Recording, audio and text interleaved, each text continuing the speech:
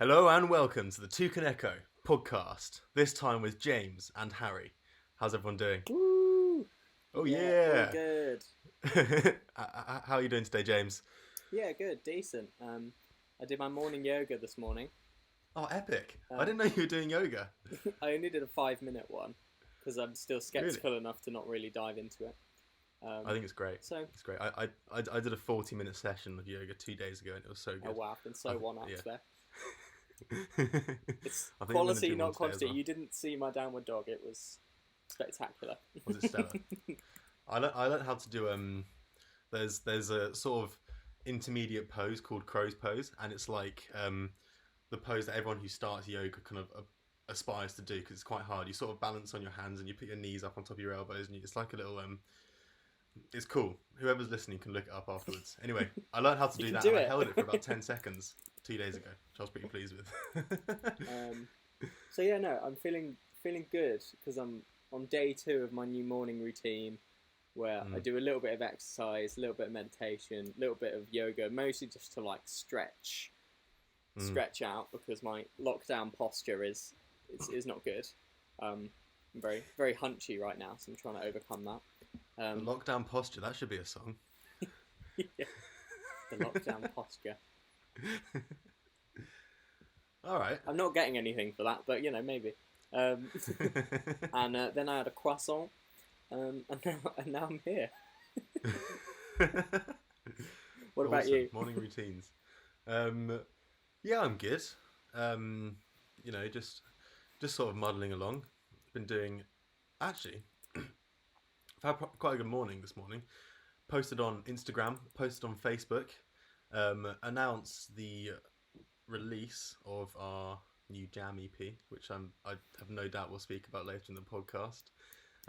So good, feeling productive this morning. Nice, Yeah. nice. So I mean, we've both started our eBay stores this weekend.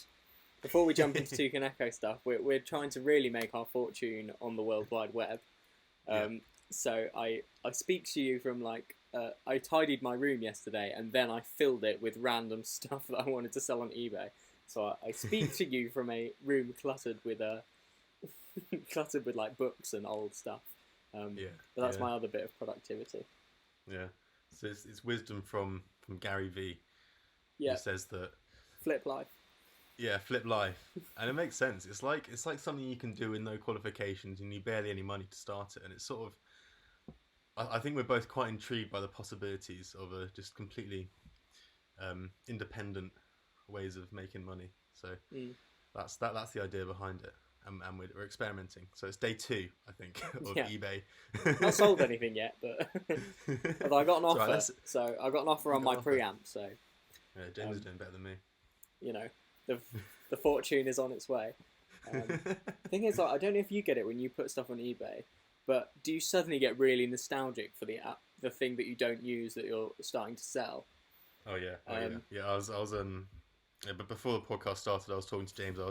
I sold I've listed all of my old games and consoles, like my old PS2 and my old Xbox 360. And to kind of check that everything was working, I had to load up the PS2, play some of the games, and play a few levels. It was yeah, brought me back. What sort of brought me back games? to my childhood What's days. your like top game? They're all like RPGs, and actually, to be honest, they're mostly RPGs. I was a big fantasy big fan of fantasy back in the day. My favourite is my football management game, which is a Football really management. niche. It's called Let's Make a Soccer Team. I think it's from China or something. But like basically you're a football manager, but you also manage like the business of the club.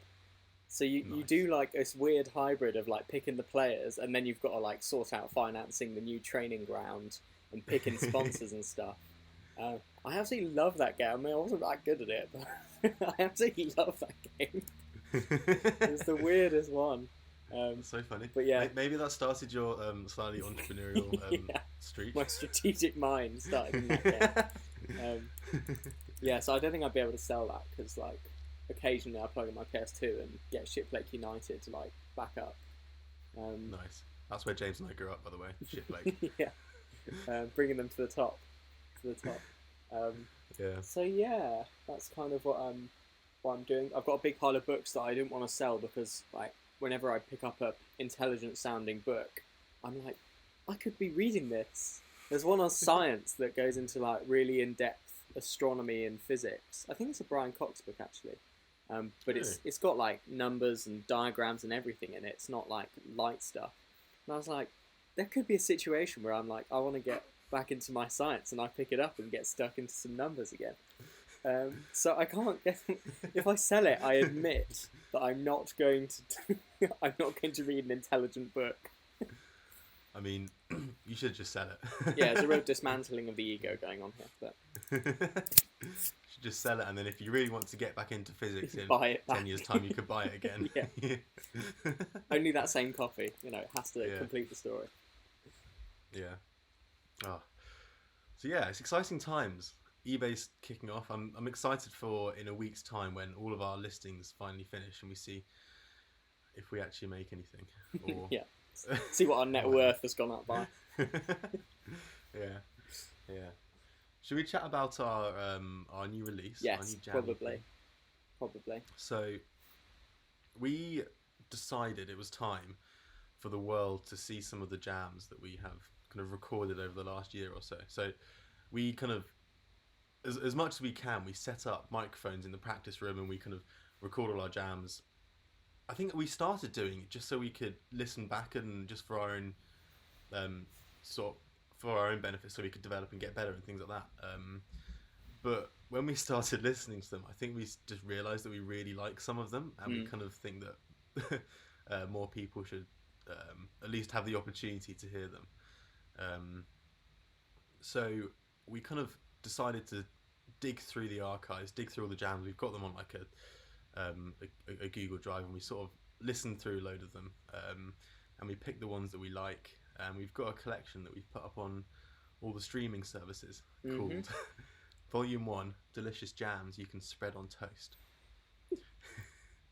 We take our album titles very seriously. This is a deep reflection of where we're at emotionally at this point in our lives. Jams on toast. But yeah, it's fun. I listened to it yesterday. Yeah, it's good. So we've got a starts off with a little medley of Talking in My Sleep and some other. I think Blindfolded Hope. And Patina. Yeah, and Patina. That was quite a good one actually. That was a fairly unique one. We don't often start with those songs, so that was a good one. Then we do a Weightless. There's a Level Up on there, and there's a classic Never Gonna Live It Down. Diamonds on the Soles of Her Shoes mashup. Love it. Good stuff. Yeah. Yeah, I don't know why we started recording our practices. I don't know whether we've done it sometimes in other bands to like make YouTube videos and stuff, but with this one we decided like let's film and record like all of them. I think it's because we started like on our phone, just going let's just record it on our phone, then we can like listen back, because particularly when you're jamming, like every time it's different, so if you don't record it you've like lost it, and you actually like might forget something you played that you can then steal and use somewhere else, or so it sort of started there, and it's kind of grown out of control since then. There's like video, there's like multi-track recording, so yeah, it's like quite a staple part of what we do now. It's part of I think it was also inspired by more advice from Gary V. A lot of Gary V themes in this podcast, but we love it, Gary. He says document everything and put it online. I know, James, you probably know more about this than I do, but we kind of thought we probably should start documenting everything if we're gonna if we want content to put out on the internet. Just document everything, and eventually we'll sort of get producible stuff. Yeah, I think it's funny because like musicians do all this stuff that would actually be really interesting to like an audience, and for yourself to kind of see yourself progress. Like I really like having old records we've released or old demos or something, because then when you like stack them all on the timeline, it's such a nice like log of how your music progressed and what you experimented in different times. And considering we put so much effort into putting songs out for an audience, and we kind of would really like people to engage with the music that way, like why not record everything that you do and make that available to them. Like, kind of, they can actually see what we do in terms of practice. They'll probably see that our practice isn't very disciplined. Like, it's not like we record those jams and then like after that we sit down and do like scales or go like we need to do the ending of this song. I mean, we've done that occasionally, and that's what most band practices are like. It's so hard doing that kind of regimented practice. We literally turn up and play the song with no like aim in mind, no particular bit we're going to improve, and it's going to be completely different from the last time we played it. And that's our practice, really. Like, every practice is like a performance almost. It's so much fun. So, I think it's the reason we keep on going back to practice. Like, yeah. I reckon if practices were like, right, we're going to learn this song, the first four bars go like this, and then there's a chorus, and then there's such and such, I think we'd just end up hating each other, and we would. Toucan Echo would be no longer if that was. We'd find that our personalities really just clash. So the least discussion possible. Yeah. No, you have a point there. Like, I'm kind of quite lazy in terms of I find the hashing out theoretical side quite boring, and the actual just playing of the song the most fun bit.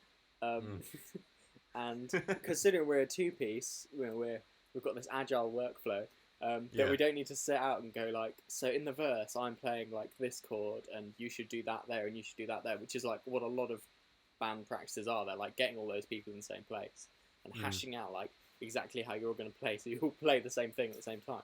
Whereas because we don't need to confer with each other what we're going to play at different times, we can just kind of go without any discussion. So it's very unusual because it's quite good. It's been hardly any times where we've gone, what are we going to do in that bit, like, of that song, or should we decide what we're going to do? It doesn't happen that way. Yeah, it's interesting. It's it keeps it surprising. I think one of the in the post that I put out this morning, I was talking about the jam of Never Gonna Live It Down, and I say that we almost always go into Diamonds of the Soles of Our Shoes on that song. I mean, it's something that James always chooses, but I mean, I can do other songs from Graceland. Yeah, exactly. and this was my point. Every now and again, James just like drops into Graceland, the title track of that album. I have an unlimited palette of covers. I will do any track from Graceland. I will play. Yeah. So that's what keeps it exciting. I think that's it's just the intrigue of a jam band. It's just the unexpectedness, the unplannedness. It's like it's quite exciting. It's like treasure hunting. When you're looking back through the archives, you have no idea what's going to happen next in the jam because it's just not planned out. With like a groove detector, like beep, beep, beep, beep, beep. That's a bit of merch that we'll sell one day. It'll have different modes. It'll be like groove, wabby savvy, minimalism, hardcore rock. Minimalism. It would have to beep when there's nothing there. It would have to stop beeping when there is, like, the more stuff there is, the quieter it would be. Oh, we could sell that for so much. Like, if we could develop the technology. That's so funny. I mean, even when I look at jam bands, I'm kind of just doing like a Toucan Echo rant here, but like, even when I look at normal jam bands, they still have to have some degree of coordination. I think sometimes that makes them impressive. Like the Grateful Dead, they've got like various keyboard players, guitar players and something, and like they still manage to all kind of cohesive jam together, which is super cool. But what's unique about being two is that we don't even have to agree on like a chord sequence or a kind of move all together. Like we've kind of separated out the rhythm and the melodic stuff, and means we can go all sorts of places, and like if a cover pops into my head, I can just like start just shoehorn it in onto whatever we're doing. Definitely. And like other, like speaking about jam bands, I mean more kind of generally, if you look at jazz in general, jazz musicians are always playing in jam bands, but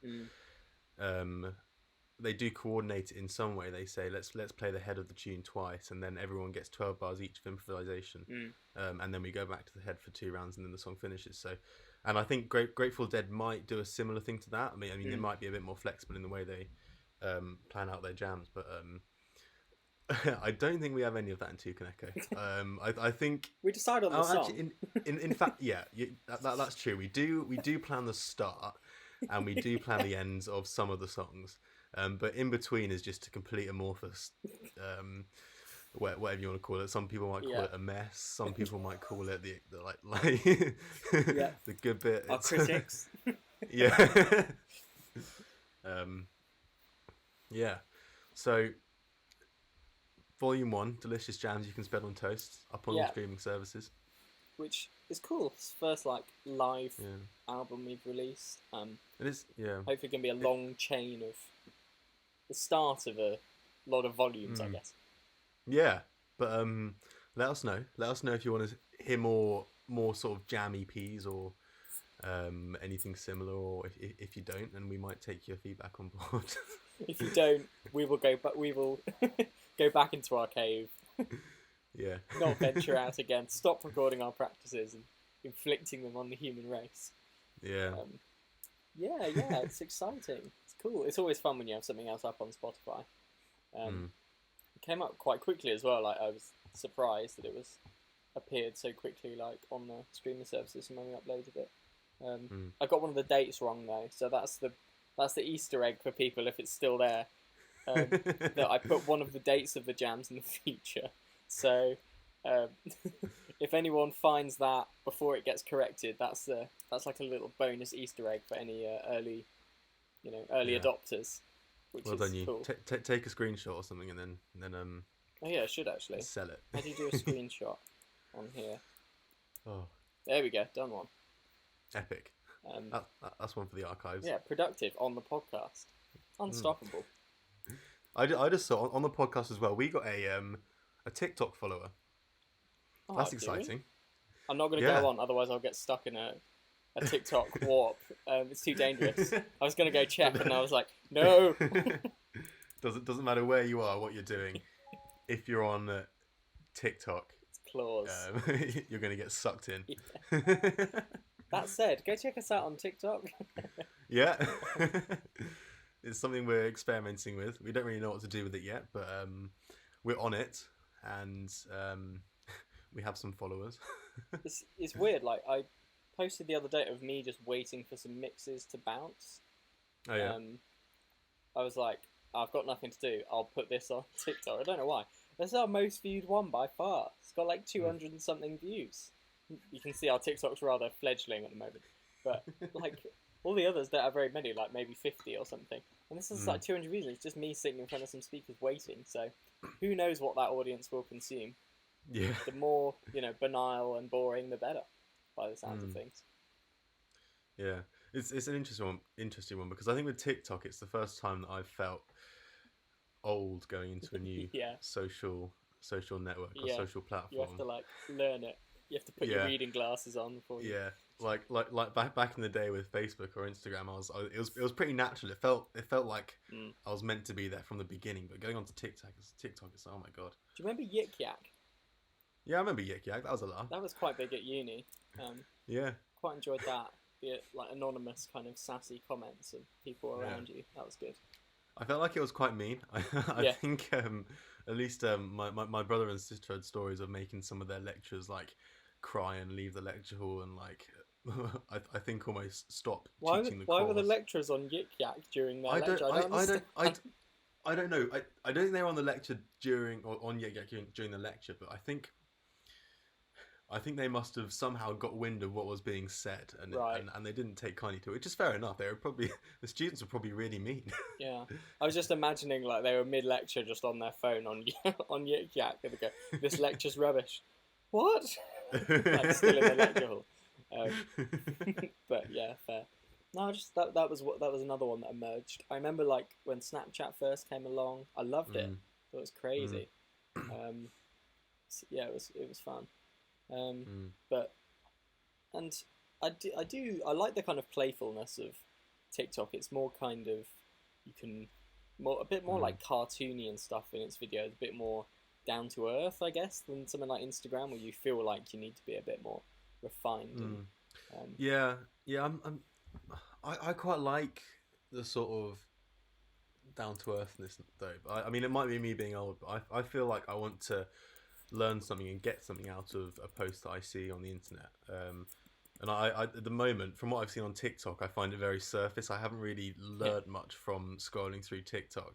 It's a lot like I Vine. don't know about you, James. It is, Kind of meme and if I learned much, I suppose it's so like short form that you can't. Actually, no, there are some good bits, but they usually do chains of videos, so it kind of defeats the point a little bit. Like stuff that fits TikTok naturally seems to be like pranks or oh look, I put Mentos in Coke or something, or I suppose that is kind of a prank, or like little funny kind of skits. But I don't know. I like Gary V's TikTok. There's some like musicians ones that are quite cool, quite funny. But yeah, they're always like little novelty things so far. But you know, it's quite a young platform. Maybe it'll have. You're always going to have slightly more surface stuff in shorter form platforms than like YouTube or Instagram because you just can't get as in depth. But there's some people who like teach bits of coding, or at least they point people to resources. They're quite good. Like, oh, you need to learn to code, and they just like do a 30-second explanation of something. So there is potential there. It's quite interesting. I think I don't know if this is a good idea, but I want our TikTok to be valuable to people. I want to teach people, or not necessarily teach people, or at least improve their world in some sort of long-term way through our TikTok. Don't know how to do it yet, but for the people. Yeah, that's the aspiration. I want it to be lowest common denominator pranks, and offensive jokes.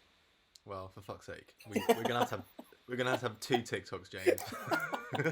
I was only joking. Education. Yeah. Sweet. Yeah, I don't know how we got onto TikTok. What else? I mean, the other thing that we were sort of half planning to discuss on the podcast is like our next steps out of, lockdown and where we're going to take Toucan Echo in the kind of remaining time. I mean, for people who might be watching this in the future, which I'm always aware of, that, it could be 2026 right now for some people. But we are... Email us if you're listening in 2026. Yeah, or send us like your brainwave or whatever we're using. Will we still have email in 2026? Who knows? Who knows? Yeah, who knows what's going to be happening then? But yeah, it's like 7th of June 2020. We're coming. What feels like it's going to be like so naive, but it feels like sort of they're starting to lift bits of lockdown in the UK from the coronavirus pandemic. And we were discussing the other day like what we're gonna try and put into practice or do over this kind of slightly more uncertain period when it's kind of lifting a bit and people are starting to return to their old routines, but also we can't fully jump into like a gig scene or whatever for maybe a year more. Like I'm going to be working at home for at least, very least, like 6 more months. That's epic. I think. And there'll be times you might like go into the office or something, but it seems like 6 months to a year we're still going to be relatively like distanced and operating out of your home mostly. So that's an interesting time for if you're gonna double down on doing something like a band where traditionally a lot of income and your existence happens in the outside world. I think that's what a lot of like music, apart from the health struggles, obviously, like what a lot of musicians and stuff have struggled with is loss of like income, but also loss of just what is a core thing about being a band. The entire sort of live music scene has just been almost completely obliterated. I mean, it's sort of there's a sort of shadow of it online through live streams. I don't think people have quite got a live stream to the point where it is a replacement for a gig. I don't think everywhere. It's always going to be something different, isn't it? But there's a whole section of the music scene and music industry that's just been taken away. So so any thoughts on kind of lockdown, where we go next, any sort of appraisal of how we've done it as a band in lockdown so far. I'll let you take well, it somewhere. well, I think. Well, I mean, in terms of what we've done, I don't know. We've been quite good at demoing and writing songs. That's been interesting. I think it's taken us to a different place creatively, which has been good. And obviously, for those listening, if we've been writing songs, that means there's going to be new music coming out at some point. Um, so that's exciting. And I kind of think that we had a conversation yesterday, and we decided to sort of rethink our content and sort of set a more formal direction to what we're going to be putting out there. So we decided, should we go through this, and should we almost announce the schedule that we talked about? Yeah, I mean, it's slightly half-formed, but we can... Right. So we want to bring back the thing where we release a song every month, and we did this for 2 months last year. Groundbreaking. Yeah. I think it was August and September we released a song a month last year. And we were exhausted. We want to bring that back because I just think it's a bit more interesting for you guys if we've got stuff coming out more consistently. I think it's better than a song or 12 songs every 2 years. Having a song come out every month, it's like we're always there, whether that's a good or a bad thing. Yeah. That's cool. I think we want to do podcasts where we're both here. I know that James has been doing some solo podcasts, which is great, but podcasts with the entirety of Toucan Echo more regularly. Podcasts with me. Yes, Hello. with Harry, who is also in Toucan Echo.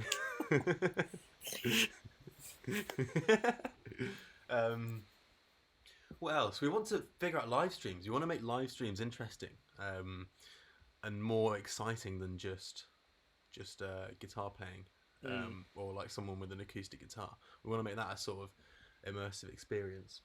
And we've done one of them where we kind of created our pseudo live band that went quite well. The amount of preparation that goes into that is a lot.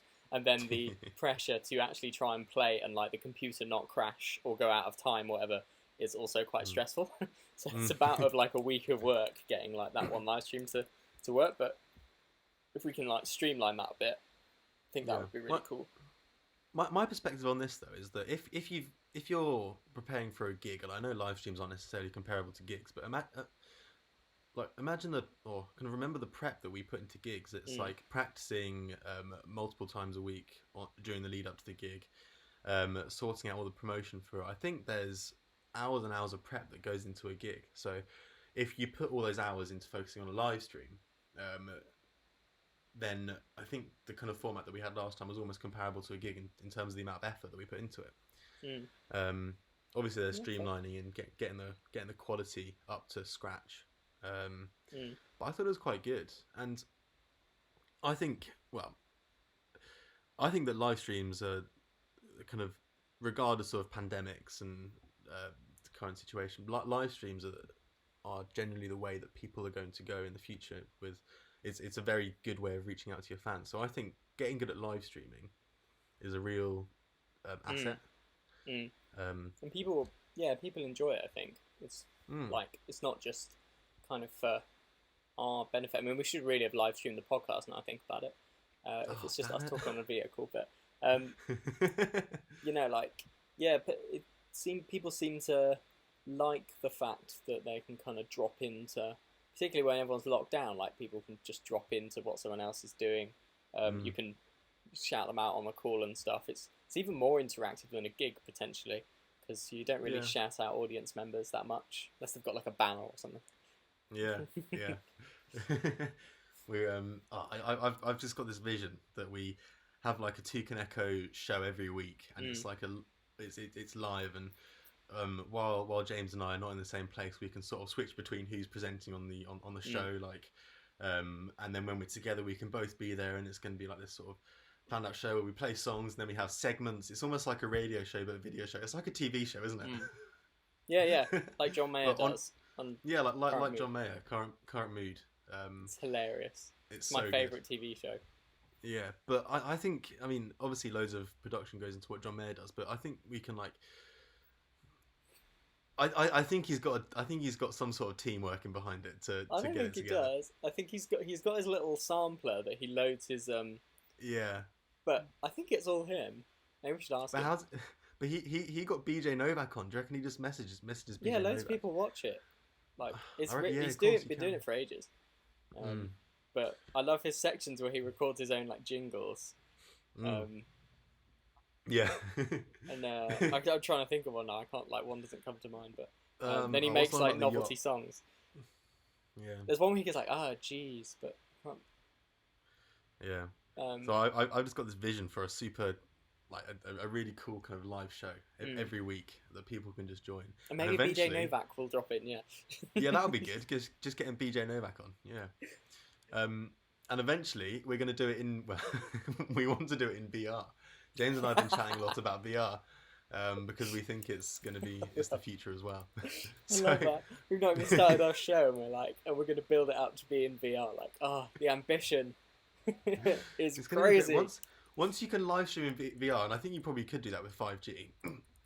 Imagine this: you're in a VR location. That can be anywhere.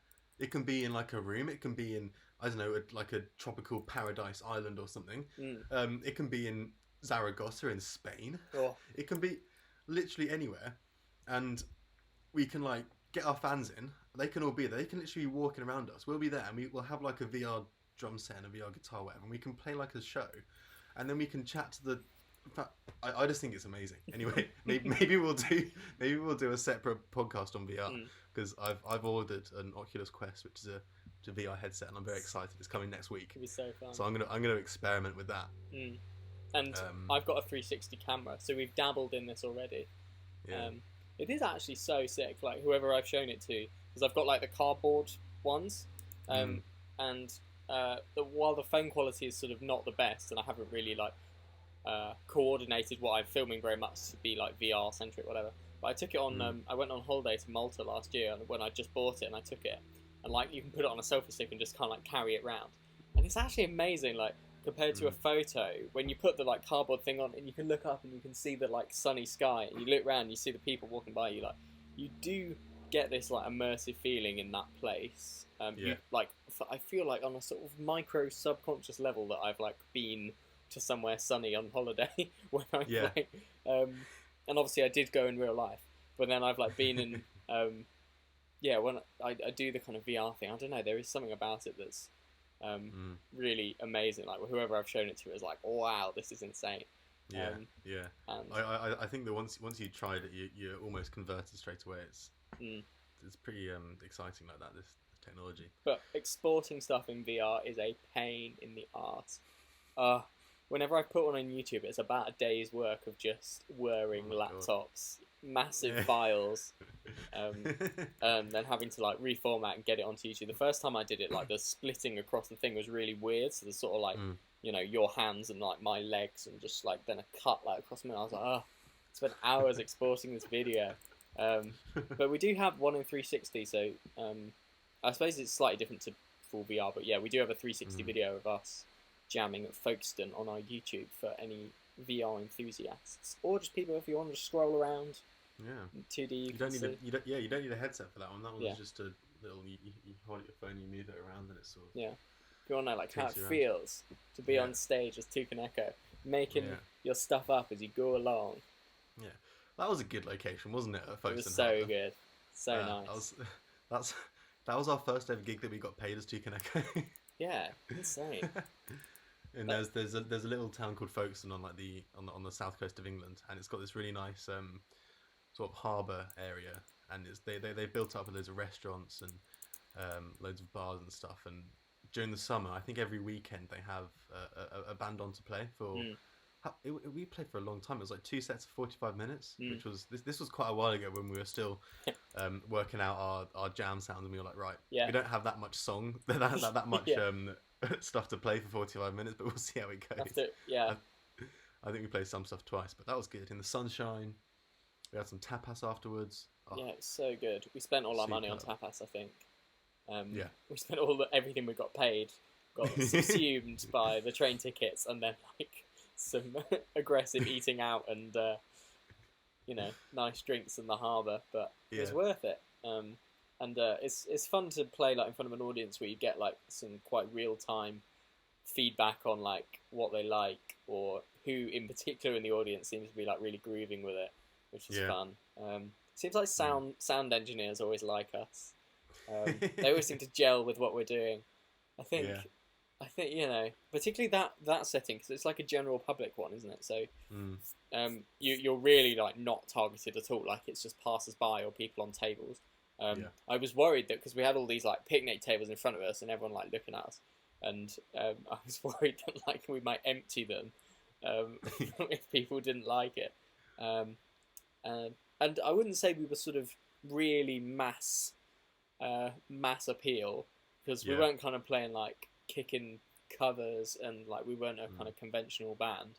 We were playing these like 10-minute long 2-piece jams that were like exploring in front of everyone. There was like a ska festival down the road as well on that day, which was so we got a few sort of rogue ska fans. Just I think we had a couple of like so there's interesting audience, but it was pretty good. But what I think it kind of ties up with our experience of it is just like you've got most people who sort of quite like it, like it's not bad enough for them to be annoyed at or anything. But that I suppose for a lot of people the songs go on for quite a long time. So if your attention span is you used to, or like you want 3-minute songs, like we don't really provide that very well. But then there's some people, there's like you can scan around and there's like the sort of one person, usually some sort of sound engineer or kind of nerd, who's just like yeah. And I remember the sound engineer at Folkestone, I think Matt Hearn was his name. Yeah, Matt Hearn. Yeah, he was really cool. I loved him. He was so funny. He made his own synthesizers. Yeah, yeah. Cool. He was sort of my sort of person. And I remember he got annoyed when we played a normal song. When we played Helena, because we were sort of getting thin through our catalogue. We played like a normal fast song, and I think that made the crowd a bit more happy. And he was like, "I thought you were a jam band." Lies. 10-minute songs only, please. Love that. That's so funny. Oh. So yeah, our jam EP is out, and we want to start releasing stuff more regularly. So, I suppose that's where we went before we went on like a long detour around Folkestone, both literally and conversationally. But because I remember we wheeled our stuff from the station in like cases, bought like all that stuff on the really packed train. We bought all our gear on public transport. Yeah, it was fun. It was fun. That was an achievement actually. I'm quite pleased we did that.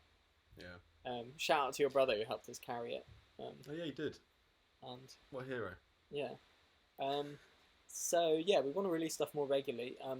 I think we've gone back and forth on this a bit because we like, I think if you ideally were like you didn't have to release stuff to anyone and you just had free reign, I think you might do stuff in batches. So you might do like albums. I think albums are quite satisfying for artists, but they're really difficult to finish, to like pull together and finish. Like I don't know the amount of work that we went into Walk to Circus, particularly on the kind of mixing end, and I mean it's really exciting and really fun to go like, oh, I've got 10 songs to mix, but then like when you're mastering them and there's like a problem on the cymbals on that one, like cut the fade on that one, like the amount of work you have to do just to get all of those things like together working and like in your heart go right, it's finished. I think like means you're like quiet for a disproportionate amount of time. I think like especially in our current state where we've still got full-time jobs and we're sort of working in our evenings and doing our best to kind of fit everything around that. So we don't really have the time to churn out an album in 4 months. James just texted me saying, "Where are the new podcast episodes? Need my morning content." Yes.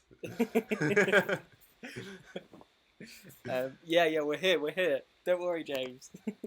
We're gonna be on video as well. It's gonna be amazing. Yeah. Yeah. Sorry, carry on. I lost my train of thought, James. I'm sorry, just so I excited by you. The fans are really desperate for content. Insatiable. We're talking about like making an album, the effort that goes in, and like our current stage. Yeah, so like we still got full-time jobs. We're trying to do everything like in our evenings, and we want to try and do stuff in our mornings before work as well. That's one of our goals.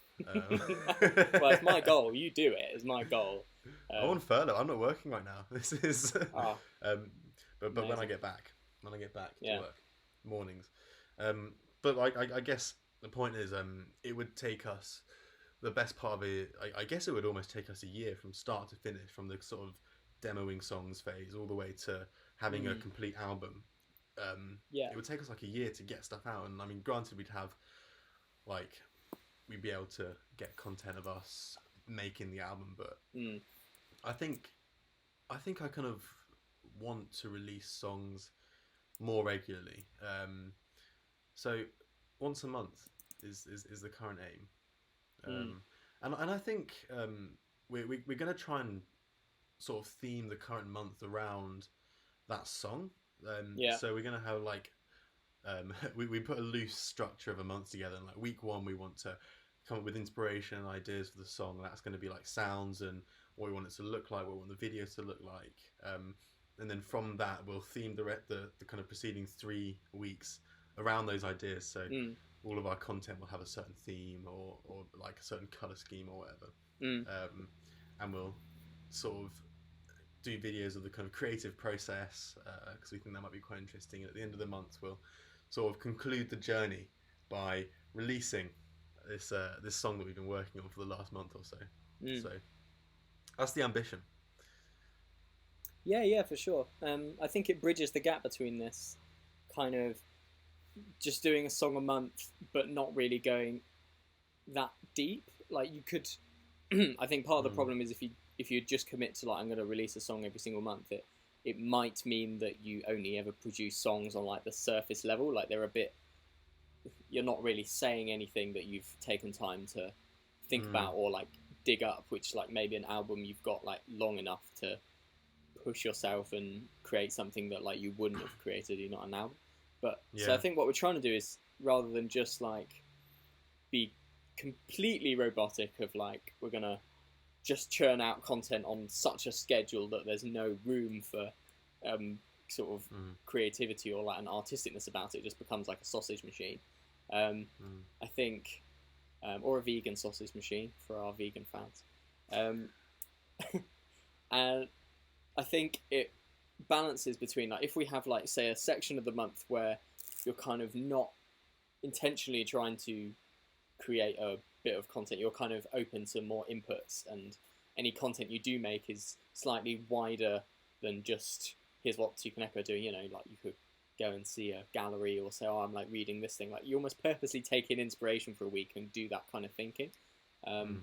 and then you have like a so, and then all the content around all our socials is like directed towards this thing.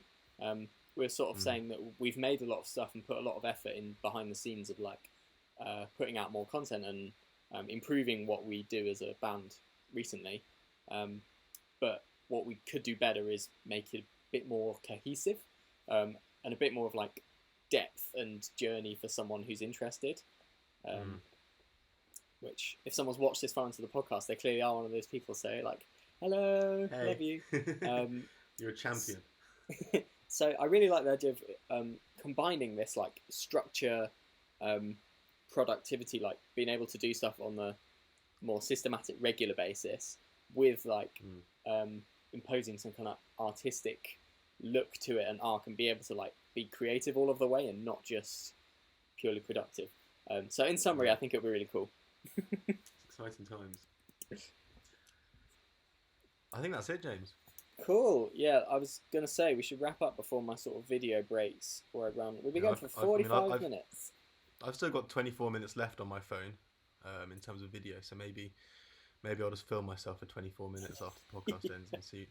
Yeah, you could do your own podcast. You could get your own back on the ones where it's just me talking into my phone. Yeah. You know, been slightly different topics there. So yeah, what to expect? Jam album is out now. On Spotify and the other streaming services. That's like recordings of us practicing our songs, but as you've never heard them before because they go to weird, wacky, interesting places. So we're going to be focused on that for the next like week or so, and then we're going to try and kick off this monthly rotation of like trying to create a new song each month. And I don't think some months it won't be perfect. Like we'll have gigs that we need to focus on and promote, and songs may not completely come perfectly in that order. But I think trying to coordinate all our content towards like a particular, like just adding more focus to what we're doing, so that we're still creating stuff and still being artistic and like experimenting and whatever, but also it has a bit of a theme to it.